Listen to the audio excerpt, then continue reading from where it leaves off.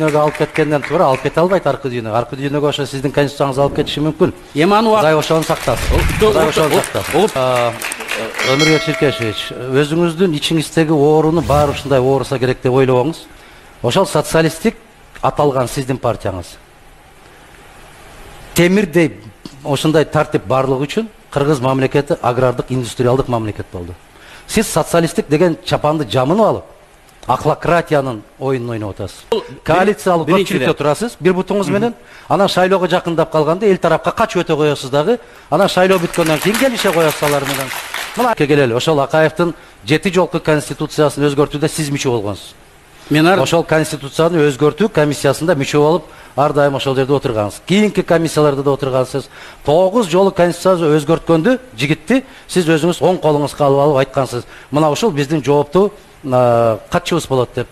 Мына ошол эми Өмүрбек Ширкешевич мындай кылалы. Мындай деңгээлге түшпөйлү, бираз жогорураак деңгээлде бололу. Бизди жаштар көрүп отурат, андай бир чоң маданиятсыздыкты көрсөтпөйлү. Мына ошол сиз сунуштаган жарым сааттан бери маданиятсыздыкты сиз көргөзүп атасыз. Жалган жала жапкандын үлгүсүн сиз көргөзүп атасыз. Эми сиз качан эле мойнуңузга алып жүрчү элеңиз. Мына ошол жалган жала дегенде карап туруңуз да, өзүңүз эмгек сиңирген юрист катары соттолгон киши тизмеге кирүүгө тыюу салынат.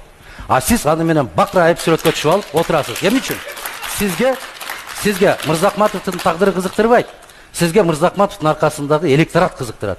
Сиз содалашып, аны дагы таразага, аны да курмандыкка чалып жиберип атасыз.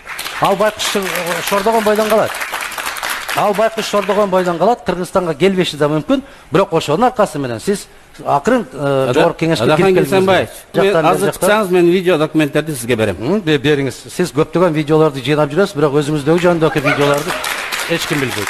Ошондуктан биз мындай деп айтышыбыз керек. Өзүңүз жөнүндөгү пикирди Өмүрбек Ширкешевич бираз угуп да жүрсөңүз болот. Эми тооба келтире турган эле мезгилге келдиңиз. Бирок мен өмүрүмдө эч качан картайсам да намаз окубайм деген киши ажы менен отуруп батасын алып атасыз. Мына аны да трибунадан жарыялагансыз. Мен карысам да намаз окубайм деп. Мен ошондо айткам, Өмүрбек Ширкешевич, намаз сизге муктаж эмес, сиз намазга муктаж болосуз деп.